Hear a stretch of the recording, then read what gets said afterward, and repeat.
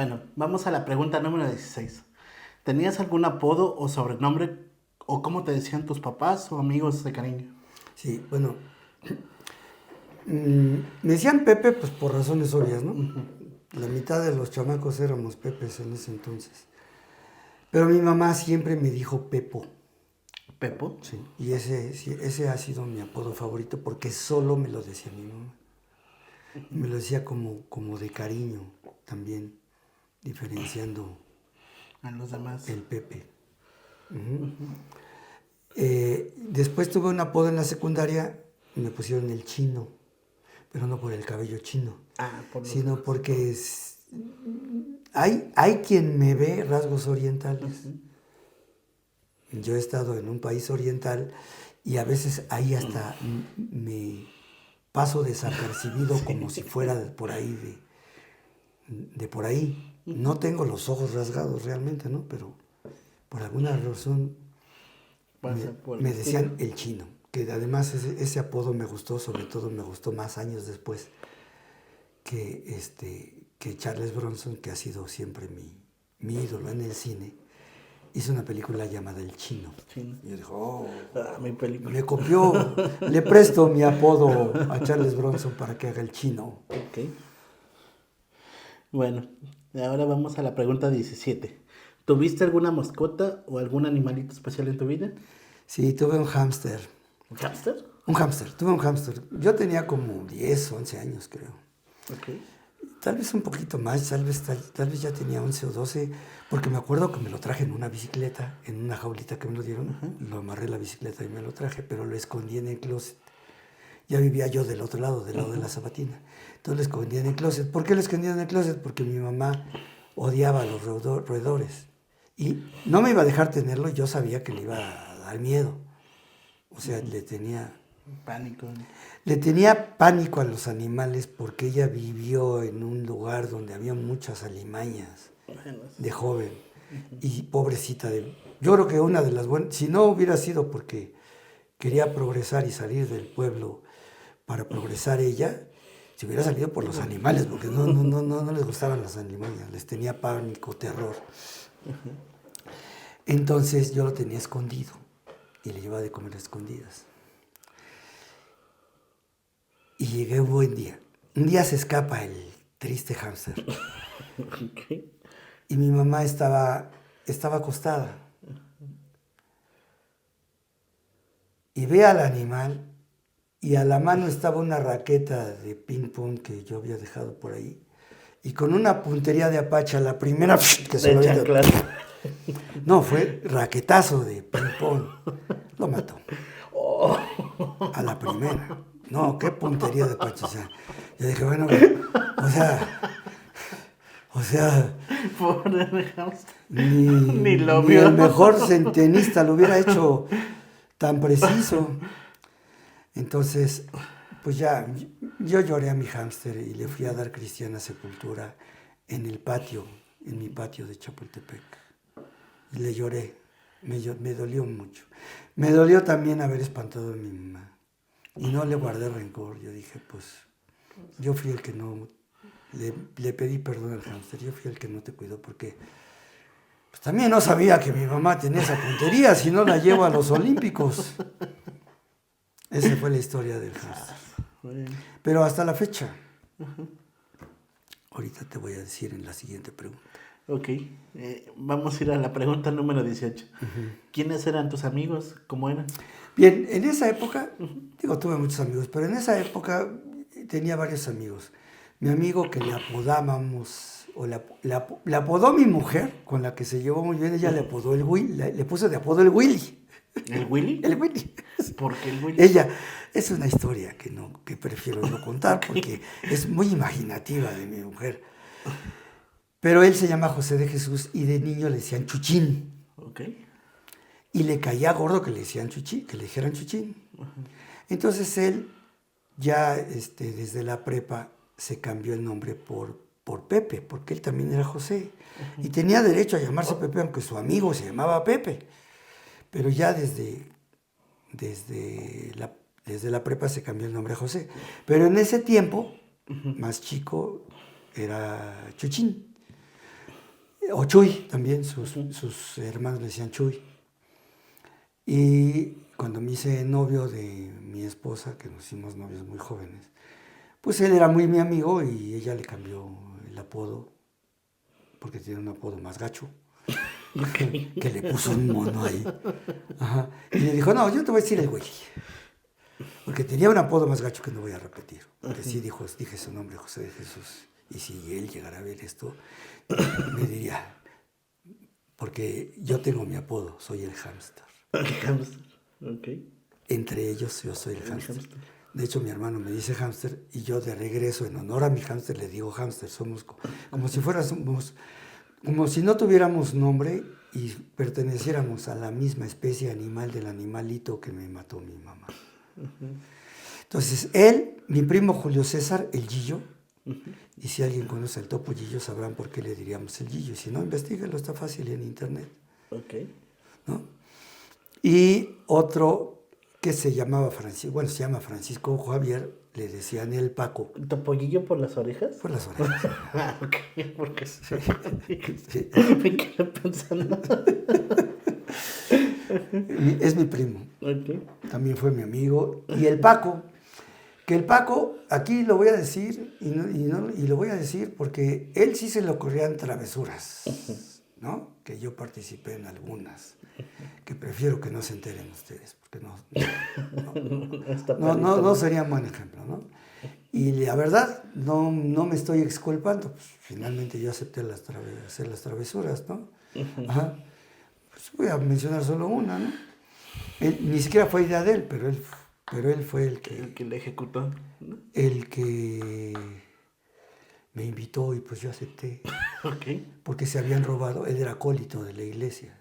Y entre los acólitos se robaron unas garrafas de vino de consagrar. Y me invitó a que nos emborracháramos con vino de consagrar y pues fui. Sí. No me rogó mucho. Okay. Éramos unos escuincles. No, es horrible la cruda. Sí, no. Porque es dulce. Bueno, el Paco. Después le cambiaron el nombre a El Bizcocho. Es el Bizcocho. Entonces ya si ve esto ya sabe quién es. El Bizcocho. Okay. Y otro que puedo considerar mi amigo porque nos hemos acompañado toda la vida, desde que éramos niños hasta el día de hoy, es mi hermano Manolo. Okay. Que de cariño nos decimos hámster porque pertenecemos simbólicamente a la misma raza animal de mi mascota, el hámster. Fallecido en batalla. Ok. Bueno, vamos a la pregunta número 19. ¿Te celebraban los cumpleaños como eran? ¿Y sí. ¿Tienes algún recuerdo especial de alguno? Fíjate que sí. Sí, no recuerdo que fuera consistente el clásico pastel todo el tiempo, porque a veces la economía no lo permitía, pero algo que sí recuerdo es que, y eso lo he pensado toda la vida y lo reflexiono hasta ahorita, este momento que me lo estás preguntando, que yo tuve otros dos papás que fueron mis hermanos mayores. Mis papás trabajaban y quienes nos cuidaban eran mis hermanos, que son aproximadamente 10 años mayores que yo. Ellos fueron mis papás, los dos. Y yo sí recuerdo que aunque fuera un gansito, ellos nos festejaban el cumpleaños. Bueno, sí, un gansito podría ser, así. Nunca dejaron que pasaran nuestros cumpleaños sin festejarlos. Es algo que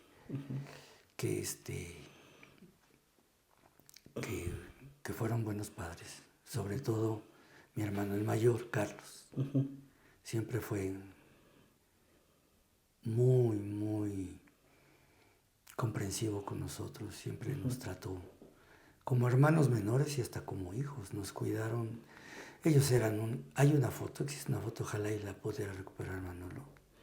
Una foto donde nosotros teníamos 2 años y ellos tendrían 8 o 9. Sí, son uno será unos 9 años o 10, mucho cuando mayor que yo, y el otro unos 8. Entonces eran unos cuinclitos y ya nos andaban cargando, como ahora las niñas, muchas niñas cuidan a sus hermanitos. Yo no he visto, también niños que cuidan a sus hermanitos, ¿no? Bueno, pues Se sigue dando, pero en ese entonces, en esa foto nos están cargando. Uno a Manolo y otro a mí. Ok. Sí, fueron nuestros papás. Okay. Ellos. Bueno, venimos a las preguntas interesantes. Ahora vamos, pregunta 20. ¿Quién fue tu primer amor y dónde la conociste? Cuando yo me cambié de escuela de la del Alfonso Herrera a la Manuel María Contreras, el primer día de clases, ese día me enamoré. De Patricia Victoria Gutiérrez Navarrete, y lo digo el nombre completo, porque hasta la fecha es mi novia. Pati, si nos escuchas. Hasta la fecha es mi novia. Por una razón muy simple, nunca terminamos. No terminamos. Desde ese día me enamoré. No me gustaba, pero no me metía. Porque todos le decíamos Pati o Patricia, pero había uno que estaba enamorado de ella y que era compañero de ella y vecino desde el primero de primaria. Entonces la conocía muy bien, se llevaba con ella. Pero yo creo que demostraba su amor con ella maltratándola verbalmente, diciéndole, le apodaba la ojos de gargajo. Porque tenía unos preciosos ojos verdes, unas pestañas grandísimas y era muy bonita. Entonces la molestaba, él le hacía una especie de bullying para llamar la atención. A ella le caía mal, pero bueno, tampoco era muy grosero, si se le puede llamar que no era grosero decirle ojos de gargajo, porque pues para él era un piropo, porque era muy vulgar, pero tenía ojos verdes, ¿no? ¿Cuántos años tenían, más o menos? Yo tenía 10 años todavía. Okay. Yo salí de 11 de la primaria. De 11 años salí, en sexto. Y en sexto, de 11 años, ya antes de cumplir los 12, nos hicimos novios. Bueno, ella me escogió de novio. Estaban entre ellas jugando a que si escogieran novio. Estábamos nosotros jugando fútbol. Y entre ellas, de las muchachas, estaban jugando. Si escogieras un novio, ¿a quién escogerías? Yo no sabía que ella me admiraba. Pero ella me admiraba porque ella no era tan buena en las matemáticas, pero le gustaban. Y me admiraba porque yo era buena en las matemáticas. Eso creo, yo digo. Porque, pues yo... O sea, había muchachos más bien parecidos que yo, pues, ¿no? Yo creo que le llamaba la atención eso, que yo no era el aplicado de la escuela, ni el presumido. Había uno que sí. Y por cierto, pues yo creo que a él también le gustaba ella, seguro, ¿no? Pues, ¿a quién no le gustaba a Patricia Victoria Gutiérrez Navarrete? Era preciosa la niña, ¿no? O sea, no era el único, creo que la mayoría. Pero pues, yo nunca le hice saber que a mí me gustaba, porque, pues, decir, ¿qué crees que no lo sé? Pues aquí, dime aquí, ¿no? Entonces un día estábamos jugando fútbol y ellos estaban jugando a escoger novio. Y entonces hasta me y jugaron a que corretealo, no digas quién, corretealo. Y vas y le dices, ¿quieres ser mi novio? A eso estaban jugando. Y de repente que se me aparece y me dice, ¿quieres ser mi novio? Y le dije, te voy a contestar siempre y cuando me digas si es en serio, porque sé que están jugando, yo ya las he visto. Siempre y cuando me digas si es en serio. Si están jugando, no te contesto. Sí es en serio. Ah, perfecto. Entonces sí somos novios. Ya, que me sigo jugando. Y ella se fue muy contenta de decir que tenía novio. Sí. ¿Y luego qué pasó de ahí? Pues fíjate que no nos podíamos ver, no nos daban permiso. Bueno, a ella no le daban permiso, yo me salía a la calle, pero a ella no le daban permiso. Entonces algunas fiestas que organizaron en casa de una señorita que hacía fotonovelas, Margarita de Goa, que era un poco más grande y hacía fotonovelas de niña. Así hizo un par de fiestas en su casa y ahí fue donde nos veíamos y platicábamos. Pero el único lugar donde sí le puedo dar un besito así, un Kiko, o sea, no, así, un beso en la boca fue en casa de otra compañera que se llamaba, ya al final, ya estaban terminando las clases de sexto, porque esto ya fue muy al final de sexto. Esas fiestas yo pude disfrutar el noviazgo de que sí la veía y platicábamos y todo. Y en esa fiesta sí me acuerdo que ella tenía una casa enfrente del bosque. Uh-huh. Y entonces hizo una fiesta de despedida de la escuela. Y ese día sí, cuando ya se fue, ya me tengo que ir. Y ya nos dimos un besito en la boca. Y se fue. Uh-huh. Después la volví a encontrar un año después, en clases de regularización de matemáticas en mi escuela, un año después. No me volteó a ver. No, pues tenía pena. No sé, no me volteó a ver, sí me vio. Y mi hermano, había un compañero de mi hermano que le dijo, oye, ¿ya viste a las chavas que están viniendo a las clases de recuperación, de regularización? Pero un año después, o sea, cuando se acabó el primero de secundaria. Además era raro porque era una maestra, una escuela de puros hombres, pero las clases de regularización abiertas, no sé si las cobraban o no. Ella estaba en una secundaria, pues, seguramente de mujeres. Bueno, estaba en la secundaria 8. Los mandaron a clases de regularización a la 3 con maestros de la 3. ¿Por qué? Pues porque la 3 era excelencia, de verdad, era excelencia en todo, en todo. En el coro, en la banda de guerra, en grados, en concursos académicos, en todo, en la escolta, ¿no? Entonces estaba ahí. Y entonces un compañero de Manolo le dijo, ven, quiero que vayas a las chavas, pero hay una, ven a ver. Esa. Y Manolo dice, es la novia de mi hermano. ¿Qué? Sí, esa fue novia de mi hermana. No te creo. A ver, tú, ven acá, a ver, oye. Digo, sí, es Patricia Victoria Gutiérrez Navarrete. Y de verdad era tu novia. Sí, pues era mi novia en la primaria. Pues vamos y le digo, no. Le digo, mira, vamos a quedarnos aquí cuando salga. Y si pasa, pues la saludo. Preséntamela, yo la conecto con Azcárraga. Ella la veía una estrella de televisión, ¿eh? No, así, de verdad, así era era muy bonita. De bonita. Yo la conecto con Azcárraga. Y se la pasaba diciendo. Es más, ya se habían acabado las clases, yo esa vez pasó y le dije, hola, Patricia. Hola. Y se fue. No me rompió el corazoncito porque en realidad había sido pues un amor de niños, ¿no? Ya éramos un poquito más adolescentes. Ella ya era más adolescente y yo seguía siendo niño, literalmente. Sí. Las mujeres se desarrollan antes que los niños. Ella era un año más grande que yo. Yo tenía 11 y ella tenía 12. Entonces cuando yo tenía en la secundaria, que ya tenía 13, no, entré de 11... 12, ¿no? 12, ya tenía 12, ella ya tenía 13. O sea, ya en segundo de secundaria yo ya tenía 12 y ella 13 y así, ¿no? Entonces, pues ya me veía como un escuincle.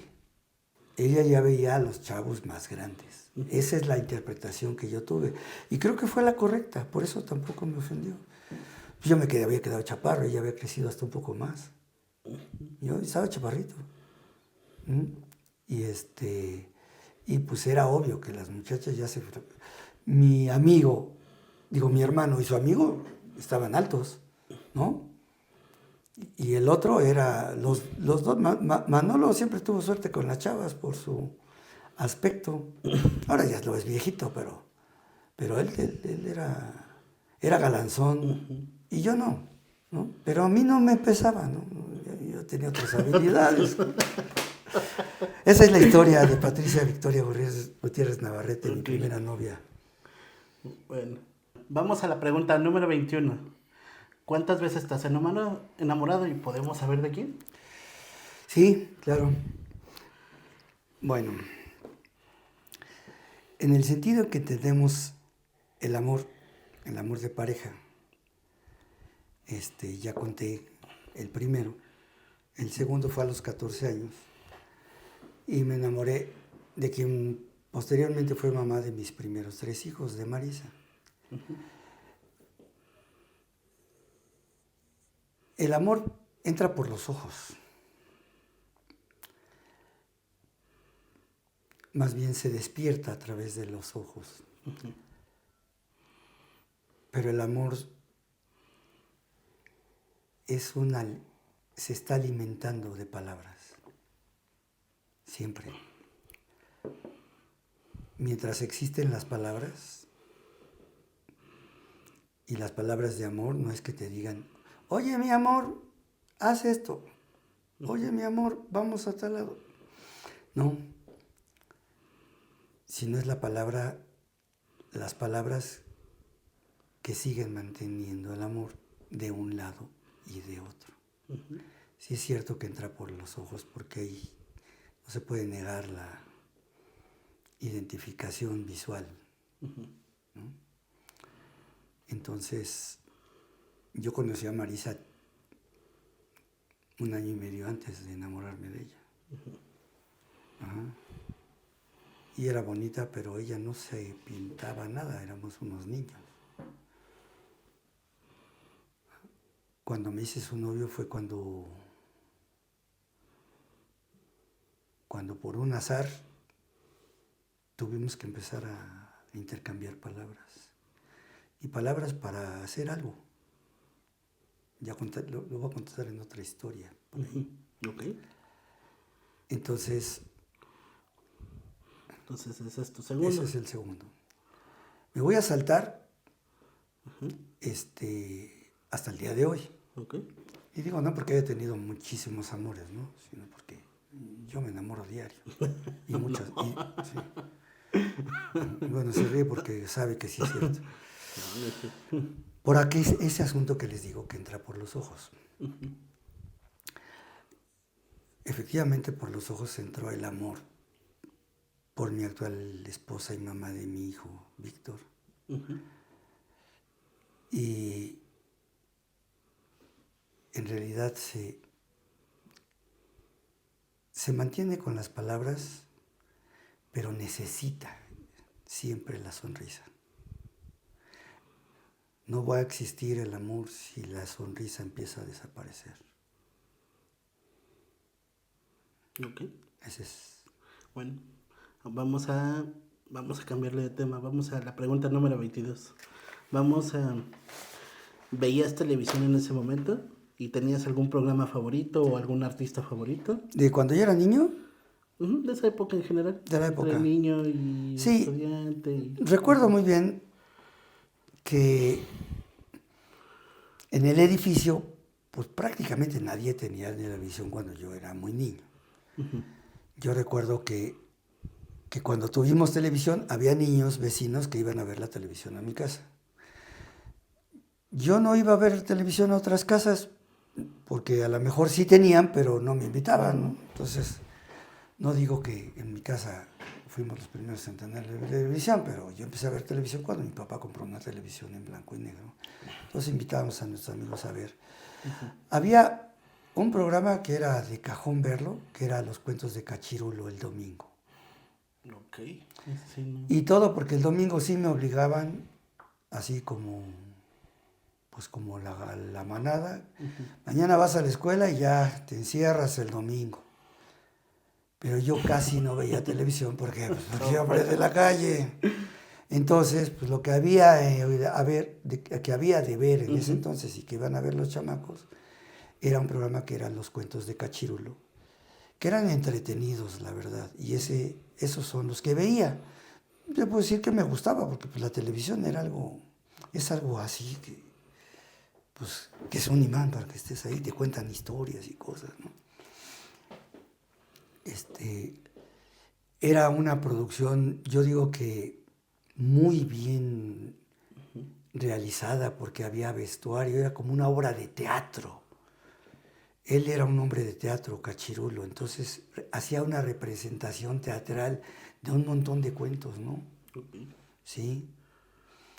Entonces, y era muy así, yo diría, con el tipo de actuación de impostación teatral para tratar de retrotraerte a esa época, era un objeto cultural importantísimo. Yo creo que eso se perdió todo porque en el temblor del 85 yo supe que un montón de cintas magnéticas o de carretes magnéticos se perdieron.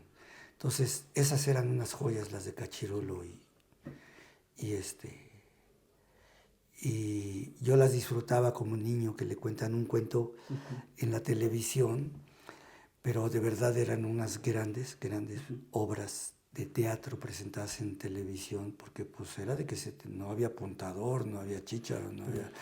Y era pues sí, eran grabadas, le llamaban en videotape.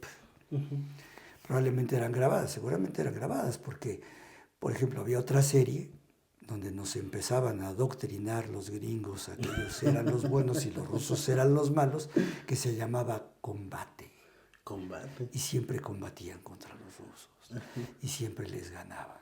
Y a nosotros nos daba gusto que los americanos, norteamericanos, que los de Estados Unidos le ganaran a los rusos, porque eran más inteligentes, porque eran más... Desde ahí venía ya, desde ahí viene, pero no me voy a meter en eso. Sin embargo, como infante, y que yo veía Combate, pues hasta la fecha todavía cuando seres humanos se matan y se ve en la pantalla, todavía esa mala educación, no te digo que la disfruto, pero luego todavía la llego a ver, que ya prácticamente estoy retirado de eso. Okay. No de que se maten. Así es. Entonces, esa fue la televisión. Un poquito después ya llegaron los programas que me gustaban. Y básicamente eran dos. Muchos otros, los Supersónicos, los Picapiedra. Pero había dos programas venidos de Estados Unidos. Uno que se llamaba La Dimensión Desconocida. Claro, muy bueno. Y Galería Nocturna. Galería Nocturna sí no la No, conozco. Galería Nocturna tenía un toque, vamos a decir, porque siempre hablaba de un señor muy circunspecto, se presentaba en un foro totalmente oscuro y nada más se veía a él con su traje negro y su corbata, su camisa blanca y todo, y presentaba un cuadro. Presentaba un cuadro como si te pusieran ahí el grito. Sí. El cuadro del grito, bueno, pues así. Pero un cuadro, diciendo la historia, ¿no? Y luego ya te contaban en video la historia. No. Sí. Eran unas historias magníficas. No sabía que se llamaba Galería Nocturna. Se sí, llamaba sí Galería Nocturna. Por ahí debe haber. Yo tenía hasta videos de la Galería Nocturna. Videos que alguna vez tuve en VHS, creo. Por ahí hacían tributo a ese años después. No sabía que era... Nunca ha habido, para mí, nunca ha habido algo nada mejor de misterio Sí, pues, que Galería Nocturna. Para mí, aún mejor que La Dimensión Desconocida. Tenía, yo creo que unos guionistas muy buenos, historias originales que... No. Sí, todo el suspenso que manejaban. Era una cosa maravillosa, Galería Nocturna. Esa fue la televisión para mí. Ok. Bueno, entonces vamos a la pregunta número 23. ¿Te gustan las películas? ¿Ibas al cine? ¿Cómo era el cine en ese? Sí, bueno, sí, yo me aficioné al cine, pues desde que iba al cine con mi novia cuando tenía 14, 15 años. Pero ya después me empecé a leer a dos críticos de cine. Uno de nombre Emilio García Riera, ojalá y viva todavía, y otro que se llamaba Jorge Ayala Blanco. Los leía en periódicos. Un poco el crítico te despierta te despierta una curiosidad por ver cosas que él observa y que tú no habías observado, porque tú ibas y veías una historia. Pero él se refería a hacer una crítica de cine, eran críticos de cine. Ahora existen en internet los críticos de cine, no tengo nada contra ellos, yo los veo en fragmentos. Pero a mí estos dos críticos de cine me parecían una gente muy aguda, que desmenuzaba muy bien el contenido, ciertos enfoques de contenido, no solo de actuación o de que está mal adaptado, en fin. No sé, ahora la crítica debe ser muy amplia y debe ser muy buena. He visto algunos críticos también y los disfruto en su medida, pero en aquel entonces el leer algo, el leerlo, y aunque no haya yo visto la película, que me la contaran, o luego la veía y observaba cosas y yo decía, a ver si escribe una crítica de esta película Emilio García Riera, a ver qué dice, a ver si piensa lo mismo que yo en esto. Entonces, de alguna forma me volví un cinéfilo crítico para mí, no escribía, ni siquiera lo decía. A veces lo platicaba con Marisa, me volví un crítico de cine y sobre todo porque desde en el propio CCH tenía una maestra que nos mandaba a ver cine. Entonces veía yo a Federico Fellini, a Pier Paolo Pasolini, a directores de aquel entonces, que ya yo me empecé a aficionar a directores que tenían un prestigio de hacer un cine de calidad, que yo mismo ya había aprendido a entenderlo, no nada más ver las películas por una buena historia o lo que llamamos películas comerciales, ¿no? Pues, todas las películas que llegan al cine intentan ser comerciales, solo que hay... ¿no? Pues si no, no sería negocio. Sí. Pero hay quienes tienen una cierta, llamámosle, origen, pureza de expresar libremente su talento, como los directores italianos, como Stanley Kubrick y todos esos. Yo me volví muy cinéfilo en esa época, ahora ya no lo soy, pero disfruté mucho el cine, películas como como Naranja Mecánica, como la trilogía de Pier Paolo Pasolini, como algunas películas de Fellini. Yo todas esas iba con un sentido un poquito más crítico. En esa época el cine era diferente, ir al cine o el cinema. Bueno, sí, era lo mismo que ahora, solo que ahora es más caro y y las palomitas son, las cotizan en bitcoins. Sí, y ahora pues tienes que reservar por internet y hay películas que es casi, si no las vas a ver, estás fuera de la jugada. Eso no existía, ¿no? Ahora, yo también tenía mis películas de violencia, de cierta violencia, vamos a llamarle así, que se volvieron unos íconos para mí, que eran cierto tipo de violencia, porque finalmente era violencia. Las películas de Charles Bronson, yo creo que las conocí casi todas, las veía casi todas, porque para mí era un personaje que, a pesar que tú veías a Charles Bronson en todas las películas, haciendo lo mismo. Haciendo prácticamente lo mismo, pero de verdad que la película era completamente... Otra historia. Los directores lo acomodaban perfectamente bien porque era el personaje ideal para hacerlo. Sí. Claro, había series como Asesino a Precio Fijo, que hizo como la 1, la 2 y la 3. Asesino a Precio Fijo. Hay otra que se llamaba, una donde Asesino a Precio Fijo fue después, que hizo creo que 2 o 3. Pero también hubo otra, una serie, donde la saga, pues, son como 3, es El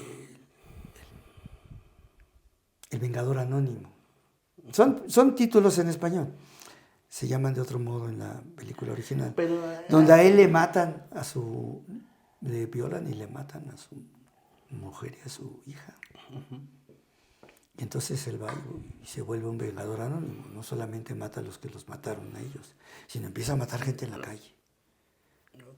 Ajá. Por eso se llama El Vengador, porque se vuelve un vengador. Yo no sé si antes hubo vengadores, pero después de Charles Bronson como vengador, ya hubo varias series de vengadores. De hecho, hay una serie que me gustaba mucho que se llamaba The Equalizer. esa serie del Equalizer, era un vengador. Y también era un señor así de un saquito que parecía como inofensivo. Parecía que venía saliendo del teatro de Broadway. Pero era la mera neta, se la pasaba ajusticiando gente en la noche, malandros. Okay. Entonces, del cine me queda esa gran fortuna de haber vivido ese cine, que lo disfruté. El de aquí lo disfrutan más gente, pero ese... Y en particular voy a mencionar a mi director favorito, Walter Hill, que le hizo varias películas de Charles Bronson, entre ellas El peleador callejero. El peleador callejero es la máxima película de Charles Bronson. Okay. Si alguien la ve ahorita y dice, no, pues ¿para qué me la recomendaste? Está bien aburrida. No, pues vela 2 veces. Yo la he visto todas las veces que puedo, la veo. El peleador callejero es una gran obra cinematográfica y Walter Hill es uno de los grandes directores que no fueron tan famosos. Uh-huh. Y sobre todo era un guionista, y voy a decir algo, era un guionista que tenía solo un estilo de personaje, que lo varió muy pocas veces. Ese estilo de personaje sabes identificarlo en todas las películas de Walter Hill, que es una persona que no es violenta, pero que es muy valiente y que es capaz físicamente de hacer cosas extraordinarias que nadie podría. Uh-huh. Bueno, pues el personaje de Ripley es el mismo personaje de Walter Hill, que es vamos a decir que es como su ideal de héroe. Es una persona que casi no habla, pero que hace justicia y que es, en la cuestión física de enfrentarse a un enemigo, uh-huh, es lo mejor que un ser humano puede haber. Eso quiso, uh-huh, representar. Entonces, si encuentras el mismo personaje en El peleador callejero, uh-huh, Charles Bronson, encuentras a Ryan O'Neal en Driver, el conductor, porque era el peleador callejero era el mejor peleador, cuando menos de toda la comarca. Uh-huh.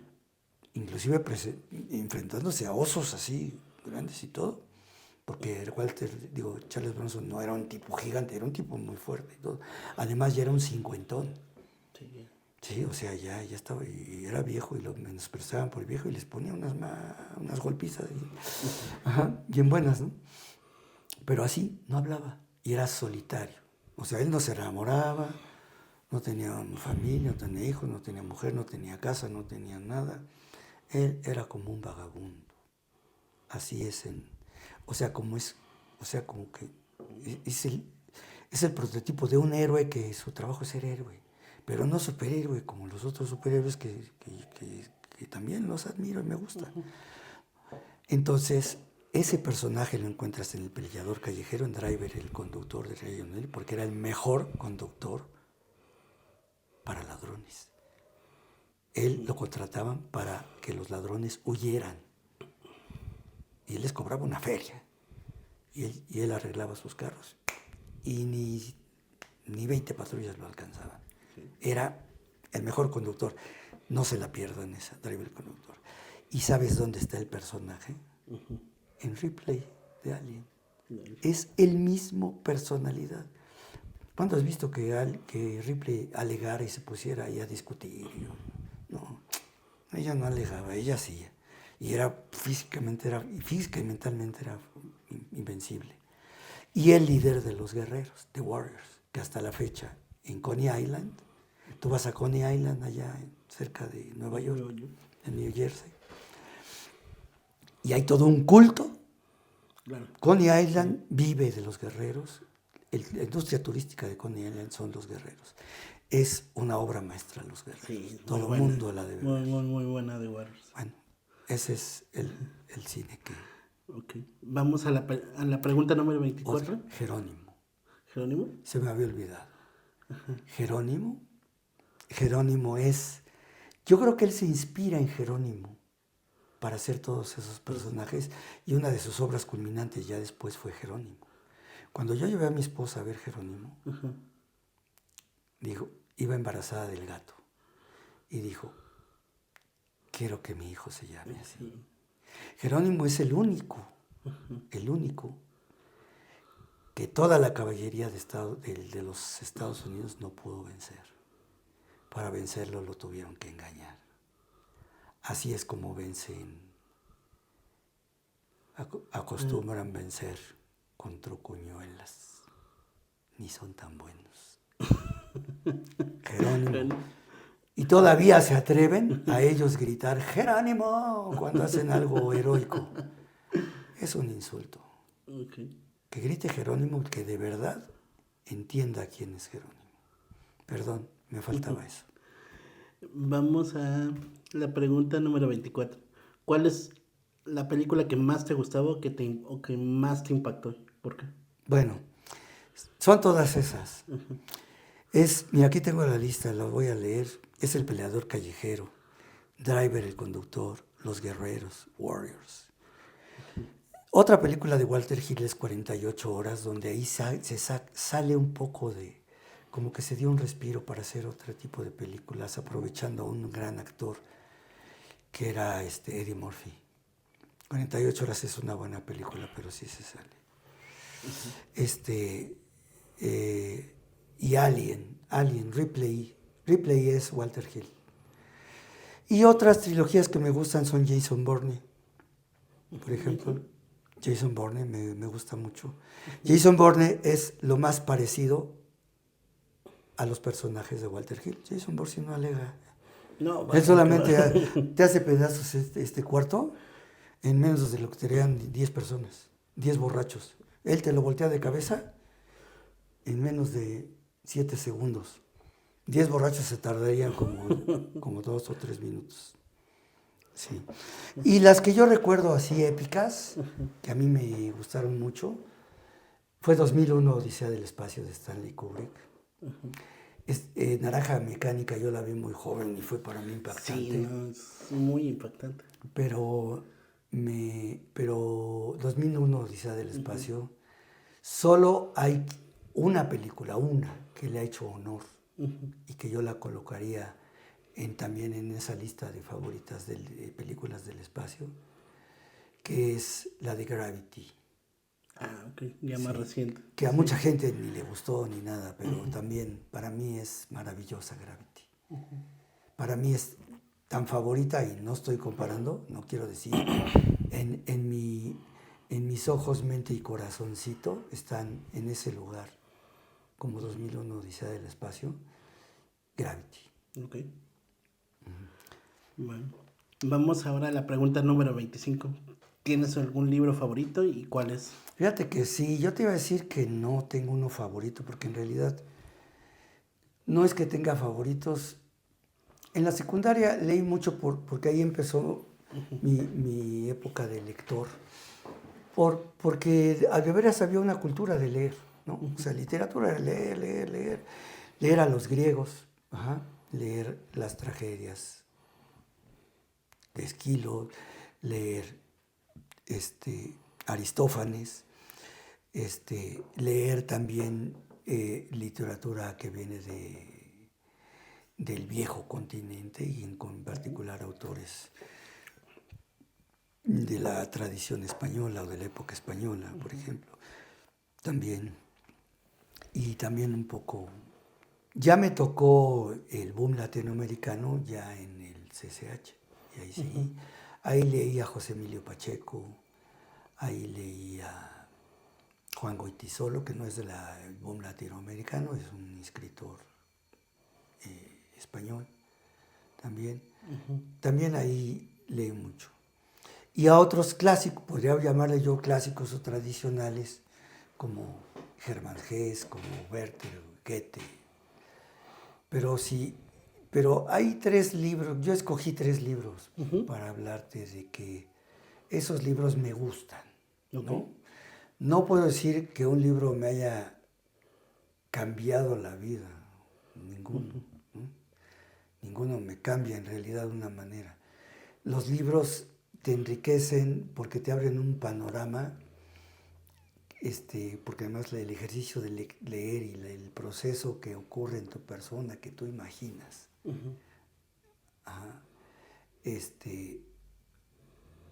Uno es Siddhartha, de Hermann Hesse. Ese es un libro que disfruté mucho leer. Y de hecho lo he leído 2 veces.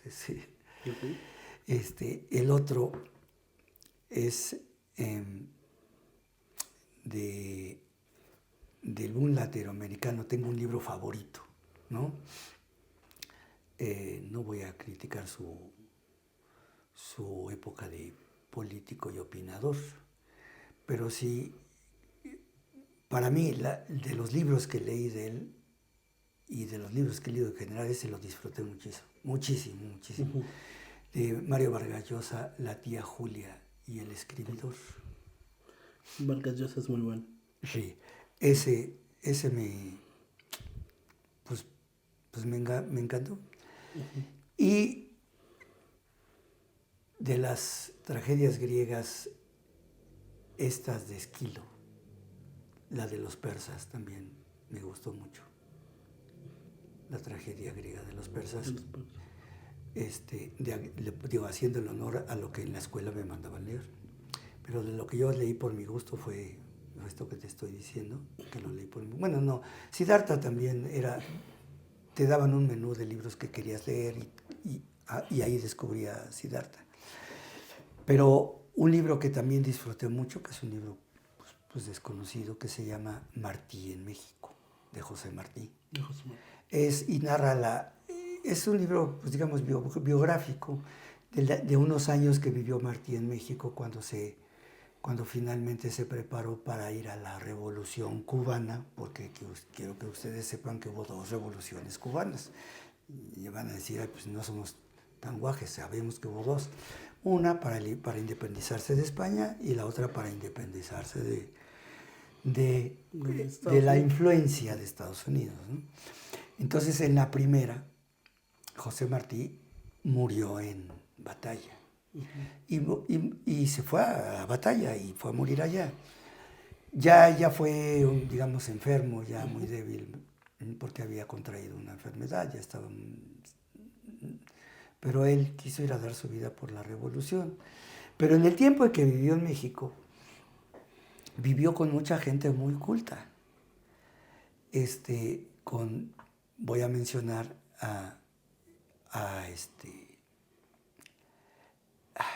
al nigromante, se me fue ahorita su primer nombre. creo que era Francisco Ramírez el nigromante. Perdónenme si se me olvidó el primer nombre, que me perdone el nigromante, que era también era un ateo, pero que era la mayoría de esos intelectuales de esa época eran ateos. Los que se reunían en ese círculo, ¿no? Todos eran revolucionarios y todo eso, ¿no? Estamos hablando, pues, prácticamente del siglo XIX, ¿no? Sí, del siglo XIX. Entonces, eran poetas, músicos, pero algo muy interesante es que ahí cuentan la historia de lo que aquel entonces fue considerada la mujer más hermosa de México. Y se llamaba Rosario de la Peña. Porque además, déjame decirte que era una élite de gente intelectual, pero con poder económico, generalmente, ¿no? Tenían poder económico, o sea, no eran egresados del CCH Trujillos que se querían hacer una revolución, no, era gente aristocrática, estudiada y todo. Y Rosario de la Peña estaba casada con un hombre muy exitoso, rico y culto. Pero todo el que la veía se enamoraba de ella. Y ella inspira a un poeta que asistía a esas reuniones y no podía, se aguantaba las ganas de decirle que estaba loca, perdida y estúpidamente enamorado de ella.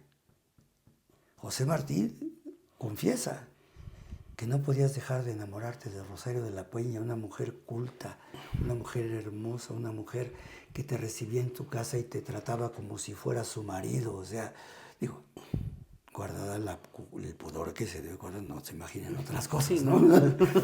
O sea, claro, es que... La atención. te tratan de una manera Sí, que la dices, atención.